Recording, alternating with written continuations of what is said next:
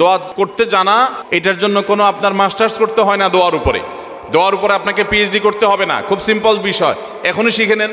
দোয়ার জন্য আদব হলো যে আপনি আল্লাহর কাছে দোয়া করতে গিয়ে প্রথমে আল্লাহর প্রশংসা করবেন। আল্লাহ, আপনার অনেক নিয়ামত আমি ভোগ করছি, আপনি আমাকে অনেক নিয়ামত দিয়েছেন।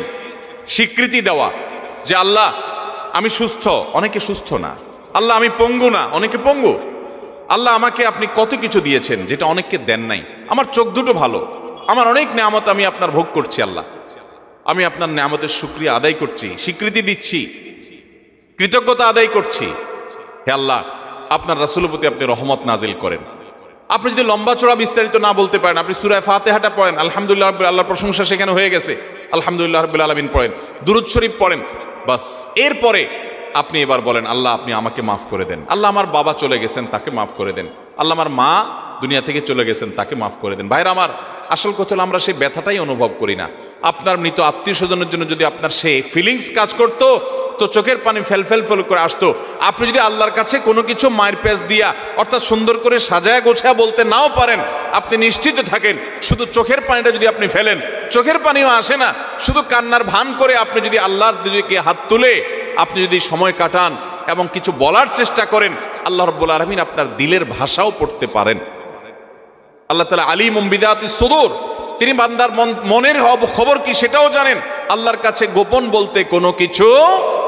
অতএব ভাইরা আমার, আমরা দোয়া করতে জানি না, এই অজুহাতে সারা জীবন দোয়া থেকে মাহরুম থাকা চলবে? আমরা কয়জন মানুষ আছি যে জীবনে 10টা মিনিট আল্লাহর কাছে দুহাত তুলে চোখের পানি চেয়েছি? আমাদের বলার অভ্যাসই নাই। বাংলাদেশি মানুষ দোয়া করতেই জানে না। আর আমরাও এক শ্রেণী হুজুর আছি, আপনাদেরকে দোয়া শিখাই না। কারণ যে কোন দোস্তর কথা শুনেছি, এক দোস্ত প্রতিদিন তার দোস্তরে মাছ খাওয়ায়। তো যে দোস্তরে মাছ খাওয়ায় সে দোস্ত বলে, দোস্ত প্রতিদিন তুমি মাছ খাওয়াও, এত কষ্ট করো, তো এত কষ্ট না করে কোত্থেকে মাছটা ধরে আনো, আমাকে দেখাই দিলে আমি তো নিজেই ধরে খাইতে পারি, তোমার আর কষ্ট করা লাগে না। দোস্ত বলে, না সেটা তো করা যাবে না, তোমাকে আমার পিস পিস ঘুরাইতে হবে। যদি তোমার দেখাই দেই তাহলে তো তুমি আর আমাকে কেয়ার করবা না, থোড়াই কেয়ার করবা। অনেক আলেম ওলামা আছেন যারা আলহামদুলিল্লাহ মানুষকে দোয়া শিখান, তাসবিহ শিখান, কিন্তু দুঃখজনক যে আমরা অনেকে আবার আছি যে আমাদের মুসল্লিদেরকে আমরা দোয়া শিখাতে পারি নাই। এটা আমাদের অপারগতা, আমরা স্বীকার করছি। আপনাদের শেখানো উচিত, আর আপনাদেরও শেখা উচিত। কতকাল আপনি হুজুর দিকে চায়ে থাকবেন? বাংলাদেশে মানুষকে দেখা যায় ঘর উদ্বোধন করবে, হুজুর লাগবে। গাড়ি কিনছে নতুন ট্রাক, দোয়া করতে হুজুর লাগবে। ছেলের খাতনা করাইছে, হুজুর লাগবে। বাপ মারা গেছে, হুজুর লাগবে। প্রতিটা কাজে হুজুর। আমি একবার এক থানার ওসি সাহেবকে বললাম, উনি আমার অফিসে আসছিলেন, আমার থানার ওসি, কথাবার্তা হচ্ছিল। একটা পর্যায়ে কি একটা প্রসঙ্গে আসছে, আর বললাম যে ওসি সাহেব, একটা বাড়ি থেকে আপনাদের অসৎ অফিসাররা যারা টাকা খায় কয়বার খাইতে পারে? যদি ভায়োলেশন করে একবার ঘুষ দিলে আপনারা খুশি হয়ে যান, ঠিক আছে ভাই একবার দিছ, এবার তুমি করো, আমি দেখতেছি। যারা অসৎ তারা করে, সবাই না। কিন্তু একজন মানুষ যখন বাড়ি করে তখন কিন্তু এই দোয়ার যে আনুষ্ঠানিকতা আছে, এই আনুষ্ঠানিকতার মাধ্যমে এলাকার হুজুর কিন্তু কয়েক দফায় টাকা পায়। কিভাবে? আমি দেখেছি যে অনেক ইমাম সাহেবদেরকে দিয়া প্রথম কোপ দেওয়ায়, যে বহুতল ভবন হবে এখানে, হুজুর প্রথম কোপটা আপনি দেন, তাহলে হুজুর সেখানে একটা টাকা পাইল। একবার হইল নি? এরপরে যখন ছাদ ঢালাই হয়, সেন্টারিং হয়ে গেছে, যখন ছাদ ঢালাই হবে, আবার হুজুরে ডাকে, হুজুর আপনি একটু দোয়া করে দেন যেন ভাঙা না পড়ে। দ্বিতীয় দফা হইল নি? এরপরে ছাদ ঢালাই হওয়ার পরে বিল্ডিং যখন কমপ্লিট হয়ে যায়, এবার প্রতিটা ফ্ল্যাটের মালিকরা আলাদা আলাদা করে দোয়ার আয়োজন করে, আবার হুজুর দোয়া পায়।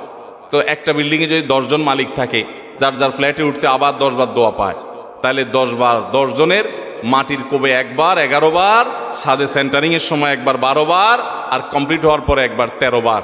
এরকম 13 বার, 14 বার, 15 বার, 5 বার, 10 বার পর্যন্ত একজন হুজুর টাকা পায়।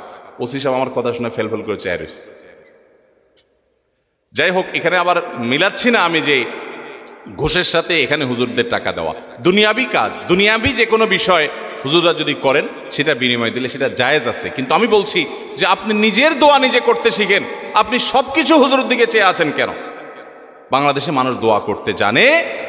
মসজিদে নামাজের পরে সম্মিলিত মোনাজাত যেসব মসজিদে চালু আছে তারা করে, বেশিরভাগ মসজিদে চালু আছে বাংলাদেশ। আপনারা দেখবেন যে কোনো ব্যক্তি হয়তো নামাজের পরে জিকির আসকার তাসবিহ যেগুলো মাসনুন ওজিফা আছে সেগুলো করতেছে, এদিকে ইমাম সব হাত তুলছে। তো কেউ যদি ওই টাইমে একটু জিকির আসকার করে তো আশপাশ থেকে দেখবে মানুষ এভাবে গুতা মারে। খেয়াল করছেন? এর মানে কি? এর মানে হলো হুজুর হাত তুলছে, তুমি বসে আছো কেন এখনো? আচ্ছা, এরপরে হুজুরের মনে করেন আজকে 4-5টা জিনিস চাওয়ার দরকার, আল্লাহ কাছে চাই ফেলছে, আল্লাহ আমাকে মাফ করে দিয়েন, নেক আমলের তৌফিক দিয়েন, হেদায়েত দান করে দিয়েন, কমন কিছু কথা চাইছে, আজকে হুজুরের কোনো অসুবিধা নাই, হুজুরের পরে দোয়া শেষ করে দিছে। আরেকজন মানুষ দোয়া করতে করতে তিনি আজকে তার নতুন কিছু সমস্যা যোগ হয়েছে, আজকে পেটে ব্যথা আছে, দোয়া করছে আল্লাহ আমার পেটে ব্যথাটা ভালো করে দেন। তার বউর একটু অসুবিধা আছে, এটা দোয়া করতেছে। এদিকে হুজুরের দোয়া তো শেষ। যদি হুজুরের দোয়া শেষ হওয়ার পরে আবারও কিছু সময় দোয়া করে, তাও দেখবেন আশপাশ থেকে কিছু মানুষের গুতা মারে। এর মানে কি? হুজুরের দোয়া শেষ, তুমি কি করো? তার মানে ওই যে রেডিমেড দোয়ার বাইরে দোয়া আমাদের দেশে মানুষ করতে জানে। ভাইরা আমার, খুব আফসোসের সাথে কথাগুলো বলা। আমরা দোয়া করা শিখবো তো ইনশাআল্লাহ। দোয়া না করার জন্য ইবলিস আমাদেরকে একটা যুক্তি দিচ্ছে, সেই যুক্তিটা শুনেন। সেই যুক্তিটা হলো, প্রথমটা তো এটা যে আমরা দোয়া করতে জানি না, তো আমি শিখাই দিলাম দোয়া করবেন কেমনে। সূরা ফাতিহা পড়বেন, দুরূদ শরীফ পড়বেন, দোয়া শুরু করবেন, ব্যাস। বাংলা আল্লাহ প্রশংসা করে দুরূদ শরীফ নবীর জন্য করে পাঠ করে এরপর তো আল্লাহর কাছে মনের চাওয়াগুলো পেশ করবেন। নবী করিম সাল্লাল্লাহু আলাইহি সাল্লাম বলেছেন, হারাম কোনো কাজের এবং আত্মীয়তার বন্ধন ছিন্ন করার জন্য যদি কেউ দোয়া না করে, বান্দার দোয়া কবুল হবেই হবে যদি সে সঠিকভাবে দোয়া করে, অন্তর থেকে দোয়া করে। কারণ গাফেল অন্তর দোয়া আল্লাহ তাআলা কবুল করেন না। আপনার মায়ের পেঁয়াজ দরকার নাই, আপনি কোনো কথা বলতে জানেন না, ভাই যে বোবা, তারও তো মনের চাওয়া আছে, আছে না নাই? তো আল্লাহ তাআলা তার মনের চাওয়া বুঝেন না। আল্লাহ রাব্বুল মেয়েদের নামাজের সহি নিয়ম সম্পর্কে সংক্ষেপে আলোচনা করা হলো। নামাজের পূর্ব প্রস্তুতি। 1. পবিত্রতা। পবিত্র কাপড় ও শরীর থাকতে হবে। অজু বা গোসলের প্রয়োজন হলে তা সম্পন্ন করতে হবে। 2. পরিপূর্ণ পর্দা। সারা শরীর ঢেকে রাখতে হবে, শুধুমাত্র মুখমণ্ডল, হাতের কবজি পর্যন্ত এবং পায়ের পাতা খোলা থাকতে পারে। নামাজ আদায়ের নিয়ম। 1. নিয়ত। নামাজ শুরুর আগে মনে মনে নিয়ত করতে হবে। 2. তাকবীর। হাত উঁচু করে আল্লাহু আকবর বলে নামাজ শুরু করতে হবে। 3. হাত বাঁধা। হাত বুকের উপর বাঁধতে হবে, ডান হাত বাম হাতের উপর। 4. কিরাত। সূরা ফাতিহা এবং তারপর কুরআনের অন্য একটি সূরা বা আয়াত পড়তে হবে। 5. রুকু। রুকুতে গিয়ে পিঠ সোজা রাখতে হবে এবং হাত হাঁটুর উপর রাখতে হবে। রুকুতে সুবহান রাব্বিয়াল আজিম 3 বার পড়তে হবে। 6. সিজদা। মাটিতে 7 অঙ্গ স্পর্শ করে সিজদা করতে হবে। সিজদায় সুবহান রাব্বিয়াল আ'লা 3 বার পড়া সুন্নত। 7. তাশাহুদ। 2 সিজদার মধ্যে এবং শেষ বৈঠকে যথাযথভাবে তাশাহুদ, আত্তাহিয়াতু পড়তে হবে। 8. দোয়া ও সালাম। নামাজ শেষে প্রথমে ডান পাশে এবং তারপর বাম পাশে সালাম ফিরাতে হবে। বিশেষ পরামর্শ: মেয়েদের নামাজ আদায় শান্ত ও সংযতভাবে করতে হবে। পুরুষদের মতো উচ্চস্বরে তিলাওয়াত বা তাকবীর বলা মেয়েদের জন্য নিষেধ। নামাজের নিয়ম ও শুদ্ধ উচ্চারণ